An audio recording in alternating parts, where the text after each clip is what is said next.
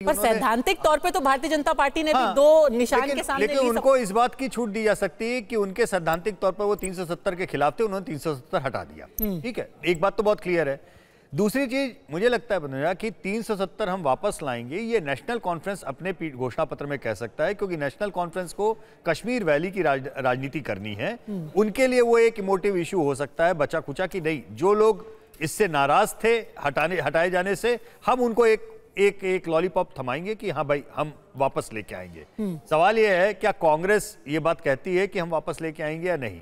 कांग्रेस ये कह रही है कि उनका मुद्दा अलग है, जब पीडीपी कभी मेजॉरिटी लोकसभा में लेके आए खुद तो, या नेशनल कॉन्फ्रेंस लेके आए, वो अपना हटाना चाहें। हम कांग्रेस ने अभी तक क्या ये बोला है कि हम 370 अगर मेजॉरिटी में आएंगे तो हम हटाएंगे। इसी मुद्दे पे भाजपा उनको घेरने की कोशिश करेगी, क्योंकि जम्मू में भाजपा का कैंपेन इसी बात पे चढ़ेगा कि 370 हटा है तो इंटीग्रेशन कंप्लीट हुआ है। क्योंकि जम्मू के लोगों को लंबे समय तक इस बात का दुख रहा है कि वैली या कश्मीर की पॉलिटिक्स जम्मू के ऊपर डोमिनेंट की है, हमेशा से हावी रही है। सीटें वैली में कम आबादी के बावजूद बाय द वे ज्यादा रही। इस बार नए डिमिलिटेशन में जाके जम्मू को थोड़ा सा उसका हक मिला है, बेहतर रिप्रेजेंटेशन मिला है।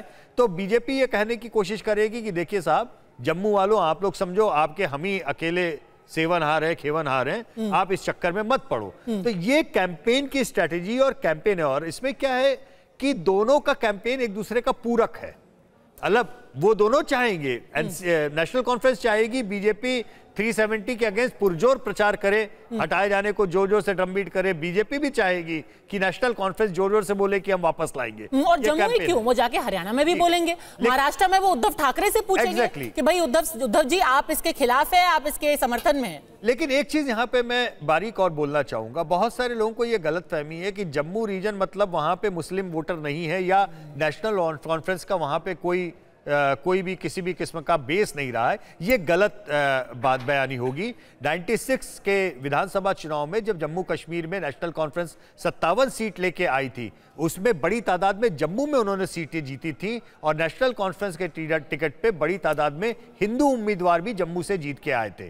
तो इसलिए इस पर हमको ध्यान रखना पड़ेगा कि ये ऐसा बाइपोलर, बिल्कुल जिसे हम सोचते हैं उस तरीके का बाइपोलर, हाँ इतना जरूर है, कश्मीर वैली की सीटों पे पूरी तरह से अलगाववादी इमोशन और उसके साथ में चुनाव हमेशा हुए हैं। वहां पे नॉन मुस्लिम पॉपुलेशन लगभग न के बराबर। तो ये पोलराइजेशन होगा। शेख सबा, आपको लगता है कि ये 370 का मुद्दा ही वो पोलराइजेशन करेगा?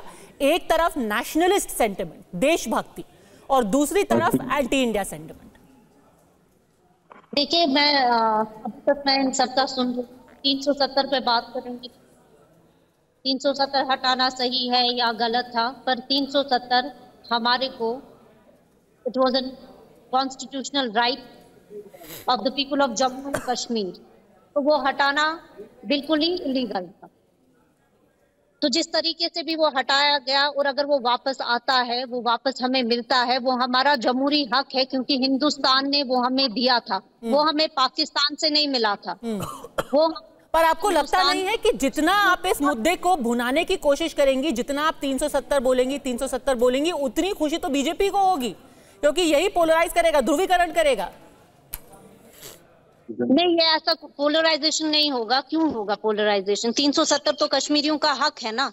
370 जम्मू कश्मीर के लोगों को मिला था एज अ कॉन्स्टिट्यूशनल राइट, जब जम्मू कश्मीर ने हिंदुस्तान के साथ इखलाक हाथ मिलाया था, उनके साथ जाने के लिए फैसला किया था। तो 370 is a very important part for the Jammu and for the people of Jammu and Kashmir. देखिए शाज़िया आलमी, जो आपकी साथी दल था, वो आज भी 370 के समर्थन में बोल रहा है। आपने सरकार चलाई उनके साथ। कैसे ब्रेन वॉश, ये तो 3 परिवार हैं, चाहे ये नेहरू गांधी परिवार हो, या मुफ्ती परिवार हो, या फिर अब्दुल्ला का परिवार हो, शेख अब्दुल्ला जी से लेकर अब तक। तो देखिए जिस तरह से ब्रेन वॉशिंग रही है, एक टेम्पररी प्रोविजन को लगातार मान लिया कि वो जमहूरी हक है, और ये जरूरत है, और उसके बगैर कुछ और मुमकिन नहीं है। ये साबित कर दिया गया है। अच्छा, बोलिए शाज़िया इल्मी, आज आप कह रहे हैं कि जो भी 370 की स्पेशल स्टेटस की बात कर रहा है वो ब्रेन वॉश्ड है, पर मैं बहुत अदब से आपको एक चीज याद दिलाना चाहती हूँ। कुछ एक हमने जाकर के वापस 2014 में आपका जो एजेंडा ऑफ अलायंस था, क्योंकि राजनीति होती है ऐसी है, राजनीति क्या क्या ना करवाए। जो 2014 का आपका एजेंडा ऑफ अलायंस था ना, वो स्पेशल स्टेटस के बारे में उसमें क्या लिखा गया था? उसमें लिखा गया था, अलग अलग पदों को पहचानते हुए और जम्मू कश्मीर की संवैधानिक स्थिति पर बीजेपी और पीडीपी की धारणाओं की सराहना करते हुए राजनीतिक और विधायी वास्तविकताओं पर विचार करते हुए भारत के संविधान में विशेष दर्जे यानी स्पेशल स्टेटस से संबंधित सभी संवैधानिक प्रावधानों पर वर्तमान स्थिति को बनाया जाया रखा जाएगा।